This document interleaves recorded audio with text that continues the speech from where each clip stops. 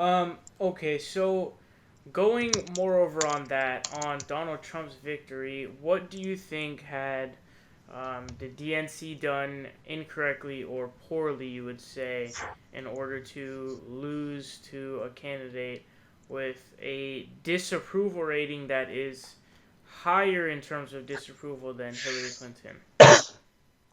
Yeah, so it I mean that's the question, right?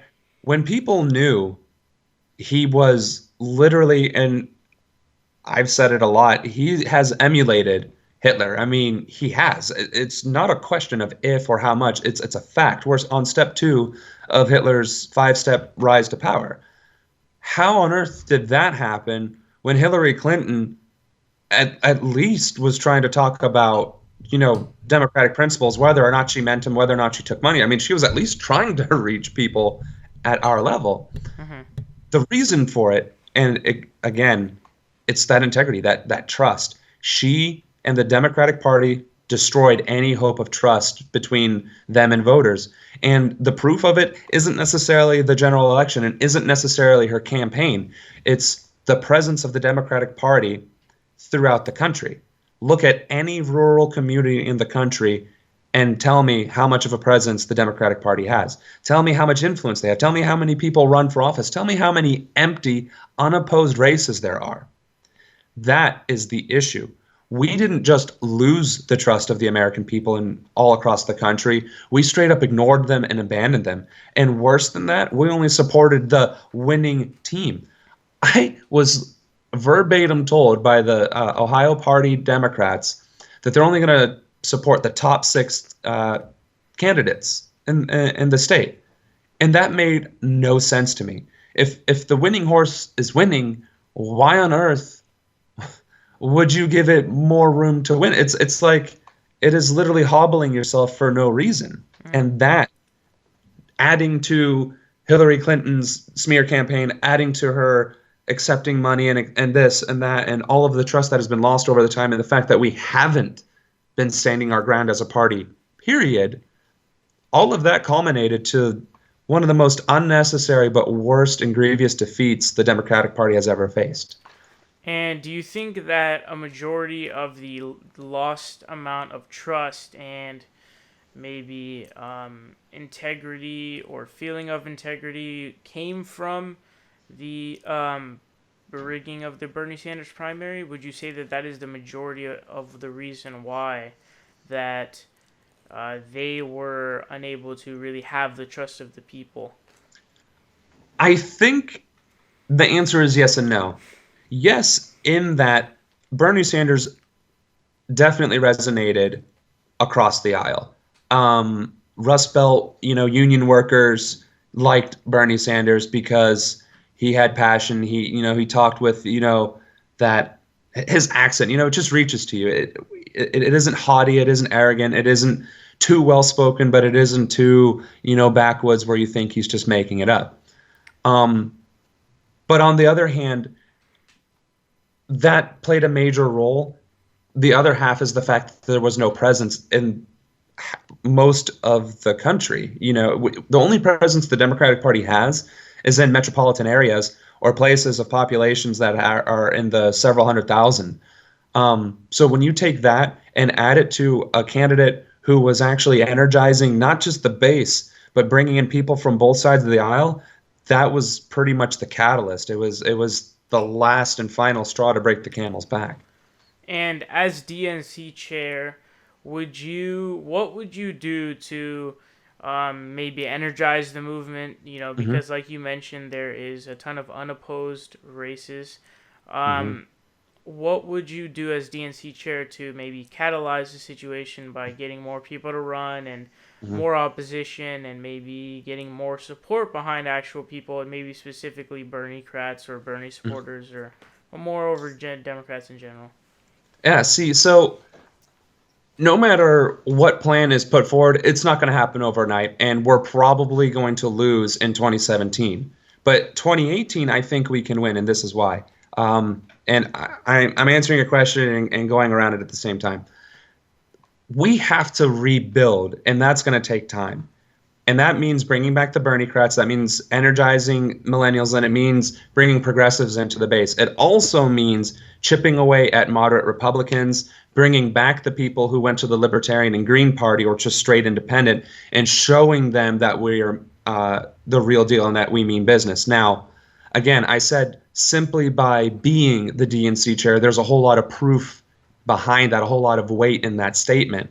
But that in of itself, the image isn't enough, because we saw that with the Bernie Sanders. His image was great. I mean, you evoke the name and you can get a lot of things done. But it's not enough in those smaller areas where national politics doesn't play as big of a role. And I saw that firsthand as well. The Republican Party and the Democratic Party at the local level is kind of a moot point. So how do we get folks elected there? Well, we have to actually open the doors to them in the first place. Again, I was pushed out of the congressional race to run as a state representative, and only because it was an open seat. And you hear a lot of well, you should start from the bottom and work your way up, or you should work on a campaign first before you even decide to run.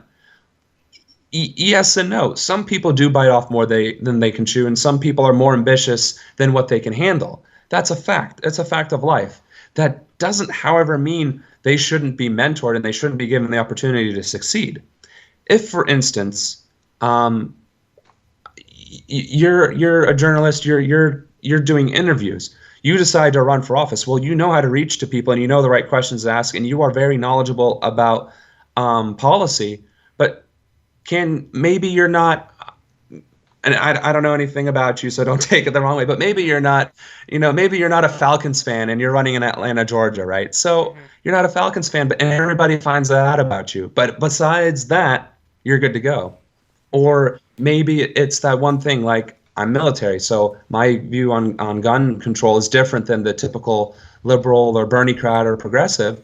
And so that's enough to shoot me in the foot. I think we have to start having the conversation at the lowest levels and bring it up to the highest levels, and then bring it right back down. There needs to be that cross communication, that empowerment. And when we keep focusing on this divide and this way or no way, we lack the compromise, which is the bread and butter of democracy. So the first thing I would do is allow people the opportunity, encourage the opportunity, encourage people to take position. And if they keep being pushed down, elevate that up through the chain of command.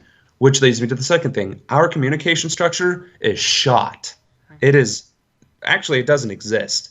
And the reason why I know is because I was completely denied the opportunity to speak in Phoenix. The proof of that is Nomeki from the Young Turks interviewed me, and there wasn't a video being posted about me from my comments at the Phoenix forum. Because arguably I would have said the same exact thing. I have been saying the same exact thing, but I only have 2 videos going for me instead of 3 or 4, or opportunities to show that I was there. So communication is an issue, especially at the top levels. First of all, there isn't even a directory. You probably don't even know who all the DNC members are, and I guarantee nobody who's watching this knows who the DNC members are, let alone how to find them.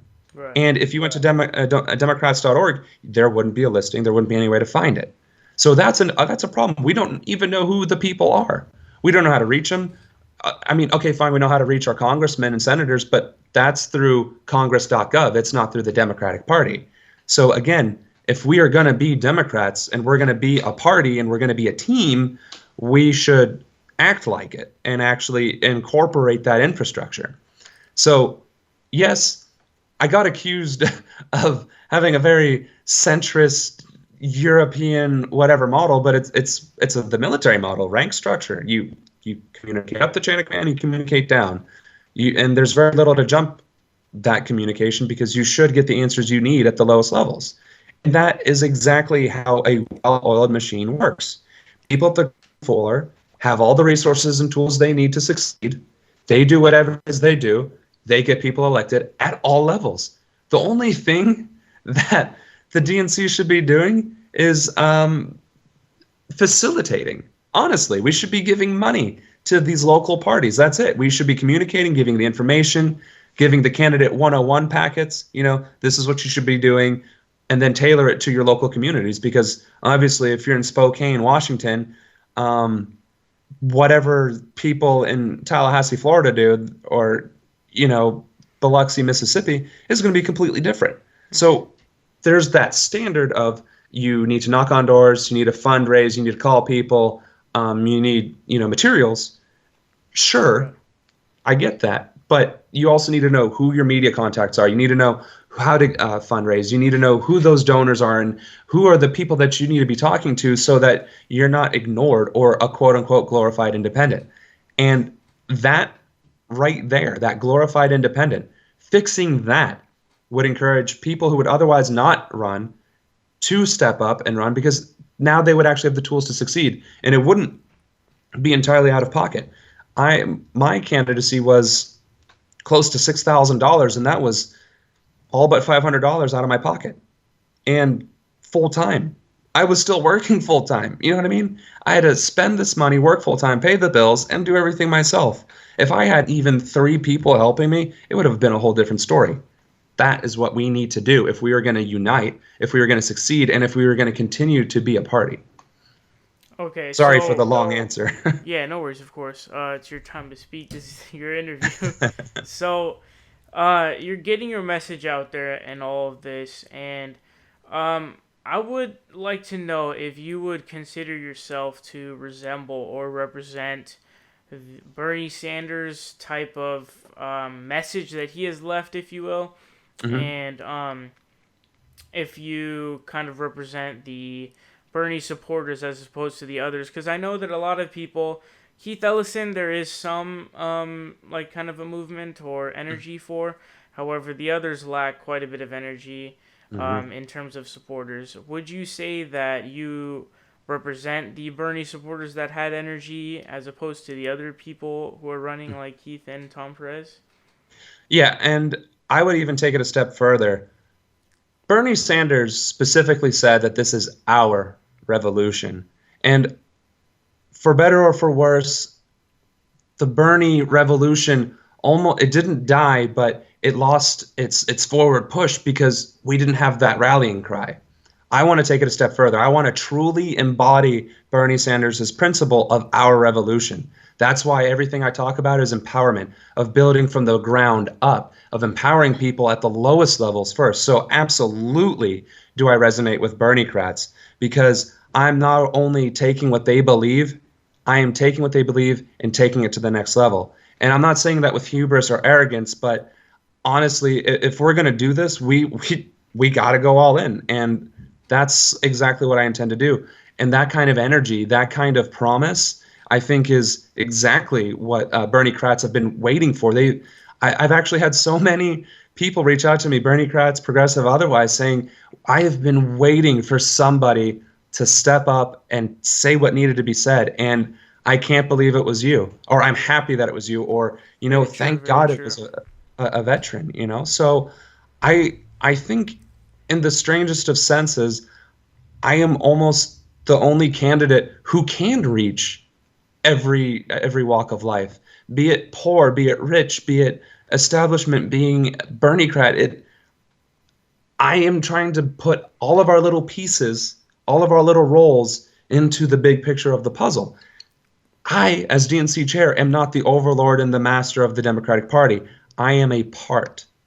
And I think once people start realizing that we are all just cogs in this, greater machine, that their little part, whether they feel it's insignificant or not, makes the whole thing work. And that is absolutely the bread and butter of the BernieCrat experience. Right, no doubt. So when it comes to the whole Bernie Sanders thing, your run for DNC chair is kind of based on that.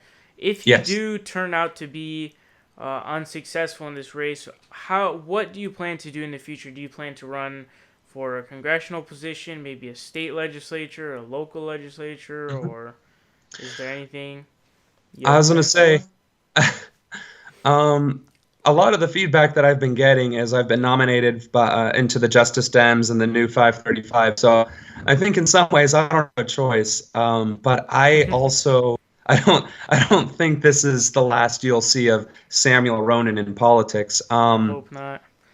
Uh, and that's kind of why. I kind of now have a burden of responsibility, and I don't mean to put it in a negative light. I mean that in the truest of sense. Right.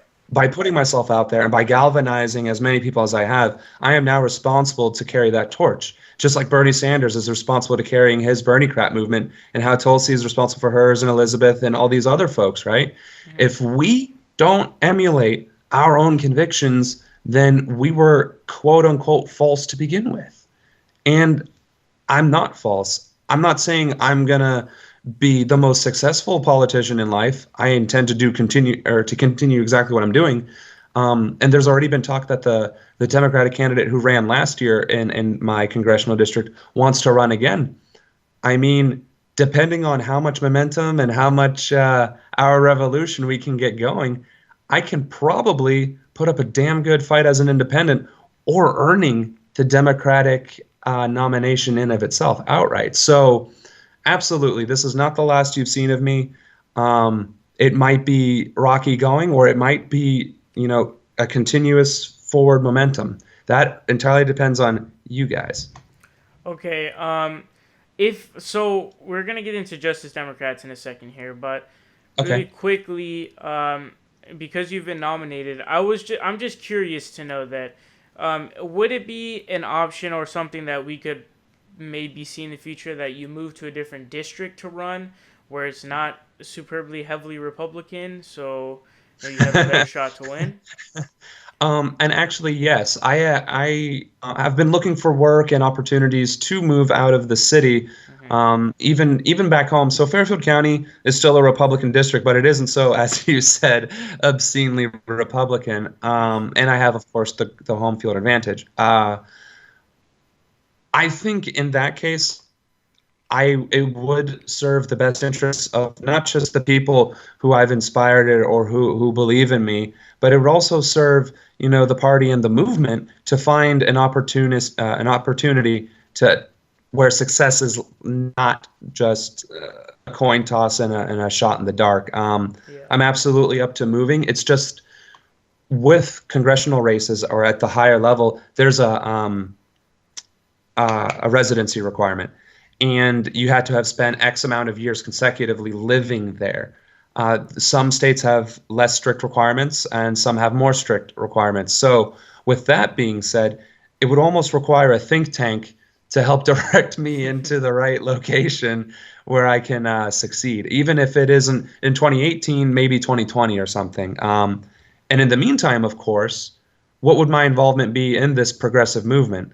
My purpose, my goal, my idea here is to take all these different factions. The Democratic Party, right, for all intents and purposes, is just a structure. It's just an infrastructure. It's just a thing that exists that has a very, very large net. Well, Justice Dems doesn't. A lot of these progressives for Ohio, progressives, they don't intercommunicate, and sometimes they probably can't because the leadership is just too small and it isn't well known. There are too many little factions. I would make it my purpose or my effort, if I wouldn't be able to run for an office, to unite these parties, these little factions in together, because we are the voice. I mean, our revolution, how much is that trending, right? I mean, that is where we are. Populism doesn't necessarily have to be a bad thing. It's when it falls under these extremes is when it becomes bad. I'm trying to bring us together to bring the communication back into politics. Because once we start talking again, we start winning again. And that's what I would be doing moving forward, whether as a candidate or as just a figure in the progressive movement. Right. So you mentioned that you were nominated to be a candidate for the Justice Democrats, and they are an organization that gets a good amount of money so far. Do you feel that with sufficient, funding from them, you'd be able to get a successful campaign within your county that is majority Republican? And quite frankly, if I had a team, period, money, the funny thing is, money isn't actually the biggest player unless you're hiring people and paying people. Now, I know that sounds a little cold. You should just volunteer for me and be happy for the opportunity, but that's where the money comes to play. You have to pay people. The materials themselves, $5,000, you get 60,000 handouts. That's the entire voting base in my county. But for the way things are, yes, money does count, and I think with enough of it, sure. I mean, absolutely, enough money would get me the resources and the tools and the the pamphlets and stuff that I would need. But it comes down to having a team, a network, people knowing who to talk to and putting you in the right place. If I had gotten on the news once, if I had gotten any newspaper to call me back once, if I had at least 5 volunteers who could dedicate 3 hours on a weekend to knock on doors each week for, I don't know, 4, 5, 6 weeks, yeah, I could have not only given it a good shot, there's probably a very real possibility I could have won. Because the one thing that was resonating with the staunch Republicans here was the fact that I was a veteran and that my personal beliefs on, gun control, for instance, as a veteran, I took a veteran stance on it. It wasn't that I was pandering to my community. I was saying gun ownership should be a responsibility. It shouldn't be entirely in the hands of government deciding what is and what isn't responsible. You know what I mean? Yeah. So I resonated well because of that one thing. And the problem is, no matter where you go, it's that one issue vote. And I lost votes because of that one issue. When people asked me, do I think we should be a Christian nation? I said no, because we have separation of church and state. I'm sorry, but that's in the Constitution. Or, abortion. Abortion should be outright illegal. Okay, what about in the case of rape and incest? No, it doesn't matter. She has to own it. Are you kidding me? Right, no. That's a joke. Absolutely. Exactly. You're taking away body autonomy, and I'll just make this quick little metaphor. If you die, people can't even harvest your organs without your permission. You know what I'm saying? So yeah, there are plenty of issues where I won't get votes in this county regardless. But those things that I was talking about, better education, better funding for education, bringing tax dollars back to the communities and using them in the communities, that's what resonated with people, because that's what matters to people. People don't give a damn about, these sensational war against terror. That's just, they're blinded into believing that. Or, the Affordable Care Act is this devil thing. No, it's not. It actually, for the most part, made your life a lot better. And it's the only reason why half the generation that's 26 and under can even have health insurance, because most of us ain't working. You know what I mean? So the things that we embody, the things that we as Democrats, liberals, the things that we believe in are things that most people do anyway. It's just a matter of getting them to understand it through their own words. And that's the second thing. It's not even the money. It's not even having the manpower. If I just talk to these people as if I'm an elitist, academic, and I use words that they've never heard of and talk, through my nose and down at them, they're not going to vote for me regardless of what I'm saying. Right. And that also is a huge pitfall among the Democratic Party, because we do tend to be extremely well educated. And it's not to say that conservatives or conservative voters aren't. It's just that the perception is there. So even if we have a lot of Ivy League candidates, the second they speak and they articulate, it's like, oh, well, I don't need another Nancy telling me that I don't know what to do with my money. Or you go to these poor communities, it's like, well, how the hell do you know anything about living on these streets or living paycheck to paycheck or needing food stamps? You were born with both parents, silver spoon in your mouth. You always had a roof over your head, this whole thing. We don't have that humanity feature anymore. We don't have that ability to relate with some of our candidates. And at the lower levels, that really makes a huge difference. And when I was talking to them, I was like, I was just a veteran. I'm still a reservist. I'm just a guy trying to do the right thing for his country. That made more difference than anything else than I had to say about policy. Right. Sorry, I got a little carried away there. No short worries. Answer, yes. Okay, so for the final question here, what will you do to win over the people who vote for the DNC chair and win the seat for the DNC chair? I have a 2-stage plan. One, show overwhelming support in Baltimore. And by Baltimore, I mean having a rally, a legitimate several hundred, several thousand. I mean, I don't care. Women's March style, if I can do it, right? To show that people want change. And it's not so much they want change despite the DNC. They want change because it's long overdue. And to show that I can organize, I can arrange people to come back to the party that have blatantly said they won't unless we put him into the chair, and show that I can also be civil, that this isn't me just poking the tiger in the eye to poke the tiger in the eye and, get my licks in. That's not what this is about. It's showing that people want to have a bigger and better role in their democracy, as they should. And once these DNC voters see that, it's like, oh, I get it. It'll sink in. And of course, the other way that I'm trying to reach out to the DNC members is, direct contact. Hey, it's Sam. I'm running for DNC chair. You probably haven't heard of me, but you should check me out. I'm talking to a lot of people, and a lot of people like what I have to say. Even though they've heard of Keith and even though they've heard of Tom, they're saying, you know what? We know Keith and Tom. We know they've gotten these endorsements, but this Sam guy, he's the real deal, and we like him. So maybe you should take that into consideration. Right. Thank you so much for the interview, man. It's really awesome. Make sure you guys do go and spread the word. And you do have a Twitter, correct? A Twitter account? Yep. And at Ronan for DNC. Okay, at Ronan for DNC. Make sure you go follow him, spread the word. And again, thank you so much for the interview. And your words truly inspire me, and so does your work currently. Your campaign that you're running, and simply your consistency with running the campaign and the trouble you're running with. I'm hoping that the Justice Democrats does end up helping you out in some way to win a seat somewhere in some form. And, of course, it would be awesome for the DNC to elect you.